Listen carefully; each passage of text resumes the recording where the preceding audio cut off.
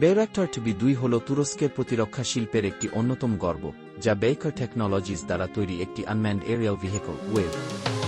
এটি মূলত নজরদারি, গোয়েন্দা তথ্য সংগ্রহ এবং সুনির্দিষ্ট লক্ষ্যবস্তুতে আক্রমণের জন্য ডিজাইন করা হয়েছে। বেয়রাক্টর TB2 বিশ্বজুড়ে অত্যাধুনিক ড্রোন প্রযুক্তির অন্যতম উদাহরণ এবং এর কার্যকারিতা বিভিন্ন যুদ্ধক্ষেত্রে প্রমাণিত।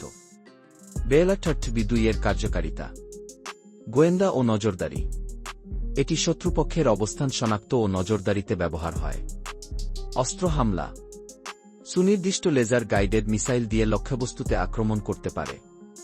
টহল ও নিরাপত্তা: সীমান্ত সুরক্ষা এবং অভ্যন্তরীণ নিরাপত্তার জন্য কার্যকর। যুদ্ধক্ষেত্রের ভূমিকা: সিরিয়া, লিবিয়া, আজারবাইজান এবং ইউক্রেনের মতো যুদ্ধক্ষেত্রে সফলভাবে ব্যবহৃত হয়েছে। বেয়রাক্টর TB2 এর প্রযুক্তিগত বৈশিষ্ট্য: মাপ ও ওজন: ড্রোনের দৈর্ঘ্য 6.5 মিটার, ডানা প্রসার 1.2 মিটার, সর্বোচ্চ ওজন 700 কেজি ইনক্লুডিং অস্ত্র।